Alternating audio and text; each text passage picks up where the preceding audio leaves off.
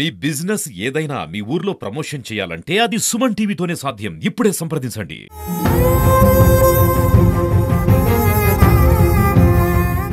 పేట పూతలపట్టు రహదారిపై ఘోర రోడ్డు ప్రమాదం జరిగింది. ఒక రోడ్ రోలర్ను అతివేగంగా వచ్చినటువంటి ఆర్టీసీ బస్సు ఢీకొనడంతో దాదాపు 30 మంది తీవ్రంగా గాయపడ్డారు. ప్రస్తుతం వారిని తిరుపతి రోయ్ ఆసుపత్రికి తరలించి చికిత్స అందిస్తున్నారు. అంటే ఉదయం దాదాపు 8 గంటల సమయంలో ఒకసారిగా అతివేగంగా వస్తున్నటువంటి ఆర్టీసీ బస్సు ముందర వెళ్తున్నటువంటి రోడ్ రోలర్ని అతివేగంగా ఢీకొనింది. దీంతో రోడ్ రోలరు డివైడర్ పైకి వెళ్ళిపోవడము, అదే రకంగానే బస్సు ముందు భాగం పూర్తిగా కూడా నిజ్జయిపోవడం. అంటే అతి వేగంగా వెళ్తున్నటువంటి బస్సు నేపథ్యంలోనే లోపల నిద్రమత్తులో ఉన్నటువంటి ప్రయాణికులు ఒక్కసారిగా ముందు ఉన్నటువంటి సీట్ని గుద్దుకోవడం జరిగింది. దీంతో తీవ్రంగా గాయపడినటువంటి క్షతగాత్రుల్ని తిరుపతి రోయ్ ఆసుపత్రికి తరలించారు.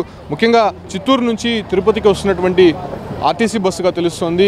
ఉదయం బయలుదేరినటువంటి ఆర్టీసీ బస్సు దాదాపు 8 గంటలకి తిరుపతి రూరల్ గొల్లపల్లికి చేరుకోగానే ఆ ప్రాంతంలో రోడ్ రోలర్ ముందు వెళ్తోంది. అయితే అక్కడ కారణాలు అయితే మాత్రం తెలియరాలేదు, కానీ అక్కడ మంచు కారణంగా ఈ ప్రమాదం జరిగిందా లేకపోతే డ్రైవర్ నిద్రమత్తులో ఉండి ఈ ప్రమాదం జరిగిందా అనే విషయాలపైన పోలీసులు ఆరా తీస్తున్నారు. దాదాపు బస్సులో ఉన్నటువంటి 30 మందికి గాయాలైనట్టయితే తెలుస్తుంది. అందులో 8 మంది పరిస్థితి కొంత విషమంగా ఉన్నట్టయితే తెలుస్తుంది. ప్రస్తుతం తిరుపతి రోయ్ ఆసుపత్రి ఎమర్జెన్సీ వార్డులో వాళ్ళకి చికిత్స అందిస్తున్నారు. దీనిపైన జిల్లా కలెక్టరు, ఎస్పీ పూర్తిగా ఇక్కడ వచ్చి ఎంక్వైరీ చేసినటువంటి పరిస్థితి. అంటే క్షతగాతుల్ని మెరుగైనటువంటి వైద్య సేవలు అందించాలని చెప్పి కూడా ఇప్పటికే రవాణా శాఖ మంత్రి రాంప్రసాద్ రెడ్డి కూడా ఆదేశాలు జారీ చేశారు. దీనికి సంబంధించి కూడా పూర్తిగా ఆయన పరిశీలిస్తున్నటువంటి పరిస్థితి. అయితే ఈ రోడ్డు ప్రమాదానికి సంబంధించి బస్సు ముందర భాగం పూర్తిగా నిజ్జు అవ్వడము, అదే రకంగానే వెనక కూర్చున్నటువంటి దాదాపు అందులోనే 15 మంది మహిళలు ఉన్నట్టయితే తెలుస్తుంది. దాంతోనే అతివేగంగా బస్సు రావడము, ఒక్కసారిగా ఆ ఒక రోడ్ రోలర్ అంటే చాలా బలంగా ఉంటుంది కాబట్టి ఆ ఒక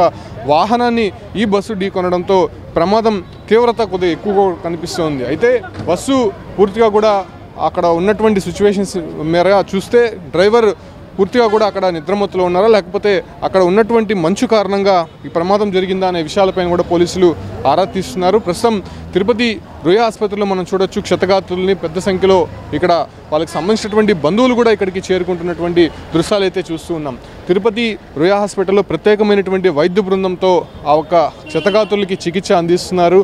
అయితే ప్రస్తుతం ఇక్కడ ఉన్నతాధికారులు కూడా చేరుకునేటువంటి అవకాశం అయితే కనిపిస్తుంది. అయితే ఈ ప్రమాదం నేపథ్యంలోనే ప్రస్తుతం క్షతగాత్రులతో మాట్లాడి వాళ్ళ వివరాలు కూడా తెలుసుకునే ప్రయత్నం అయితే అధికారులు చేస్తున్నారు. ప్రస్తుతం వాళ్ళకి మెరుగైనటువంటి వైద్య సేవలు అందిస్తున్నారు.